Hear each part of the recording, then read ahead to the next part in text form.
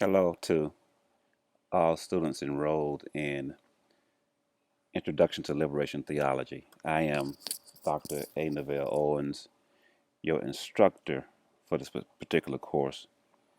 Um, I've checked the course user role, and I do know I have some students who I had for systematic theology.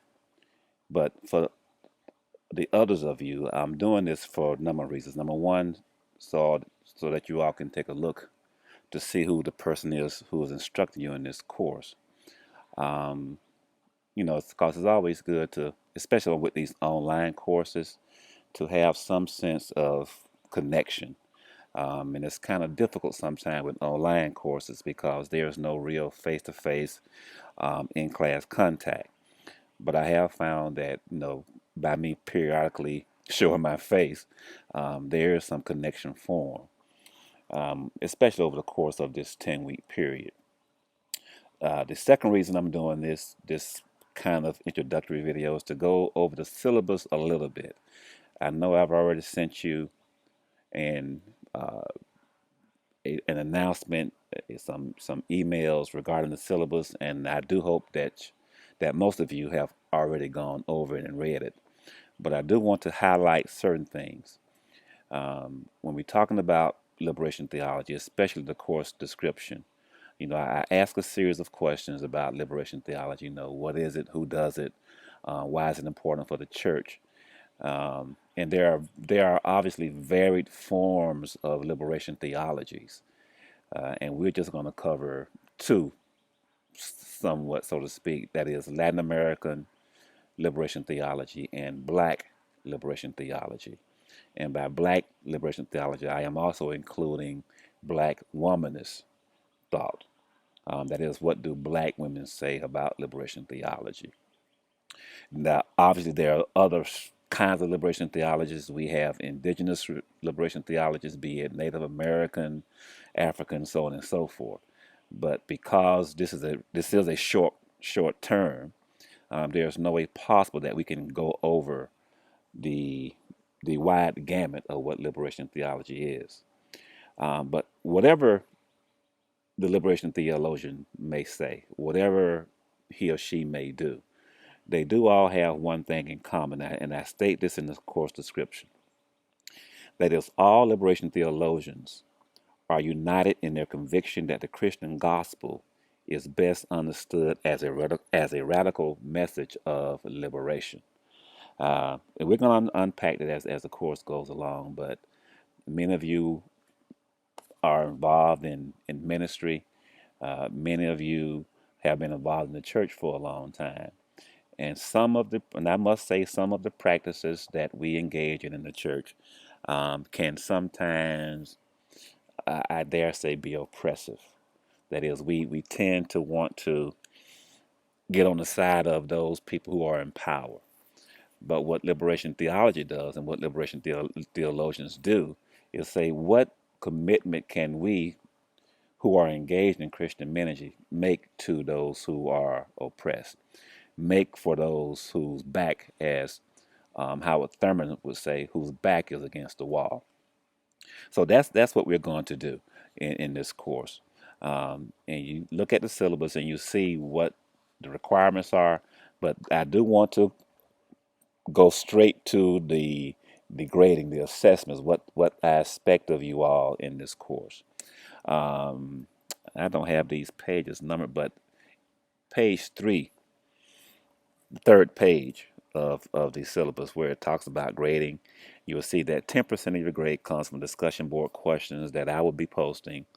10% comes from a brief analysis of Jesus and the Disinherited, and 20% each for Latin American liberation theology, Black liberation theology, and womanist theology and liberation theology in the church, in the Black church. So all of these things add up to about 100% of your grade.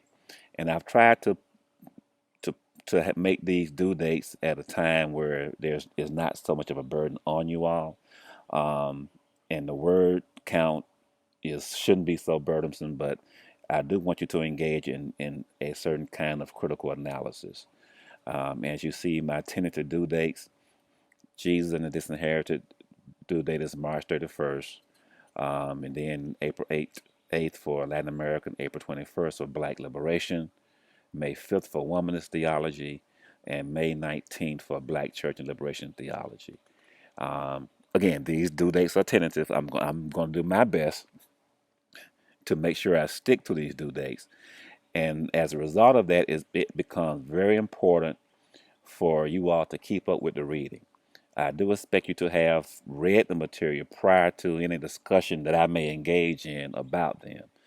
Um, and as, well, about that, I will be posting PowerPoint presentations regarding each subject matter. You can expect to see a PowerPoint presentation regarding Jesus and the Disinherited, if not later on today, by the end of this week. And I do know that spring break is scheduled for Payne for next week. And I do know, again, I know this is an online course, but I recognize that some of you may actually be on Payne's campus. So I'm going to honor the spring break policy and not have any assignments due next week. Your first assignment, Jesus and Disinherited, is due after you get back from spring break. But having said that, I do expect you to have read the material, even if you have to read over spring break, so that we can have engage in some good dialogue regarding the subject matter of Jesus, of each thing, Jesus and the Disinherited, and so on and so forth. Um, Also, I got certain things about Payne's policies, no plagiarism, things of that nature.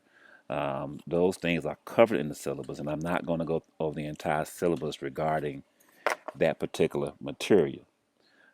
However, if you will look at the last page of the syllabus, that is the tentative course schedule and assignments, I have this broken into four separate parts. One is the introduction, one is liberation in Latin American context, liberation in the black context is part three, and liberation from context of black women is part four, and excuse me, five parts, and liberation theology in the black church is part five. Um, and I ask rhetorical questions in terms of how we cover the material. For instance, I have in part two, liberation in Latin American context. Notice God, a rich capitalist dictator.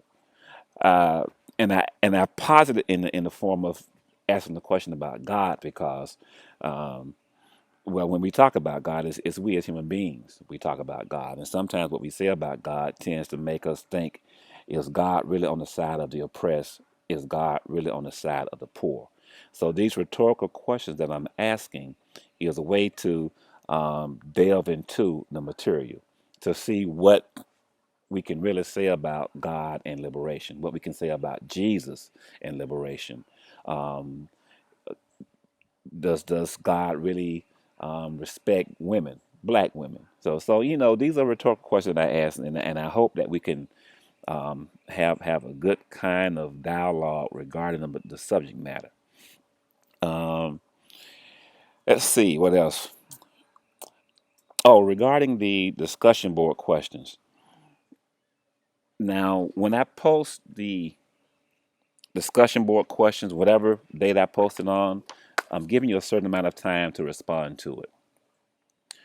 Once that time has expired, um, it's gone. I do not allow late assignments or late submissions for the discussion board because I want those kinds of dialogues to be more organic, to engage with material right then and there. Um, so, and I have these dates up for about a week to give you some time to respond to the question, to respond to each other's comments, questions, so on and so forth. And occasionally I may comment to someone's response. But I want those to be more organic, and so we can deal with it right then and there. And once that discussion is over, it's gone. Now, the assignments, the written assignments, beginning with Jesus and the Disinherited, I do allow late submissions, and I will have a grading rubric posted for the writing assignment. However, on the late submissions, I do deduct 10 points from whatever grade that you would have gotten. Um, So keep that in mind when you are considering all the other stuff you have to do. When you get an assignment from me, you see the due dates, turn it in hopefully by the due date. However, if you do turn it in late, I will accept it, but I will deduct 10 points from whatever grade that you would have gotten. I do believe that's it. I don't want to make these particular videos too long, just enough for you to look at me and get the attention and be done and going on about your business. All right. I hope to be seeing you again on some of these videos. I hope to hear from you via email, phone calls, whatever the case may be. And I look forward to a very good term in liberation theology. All right.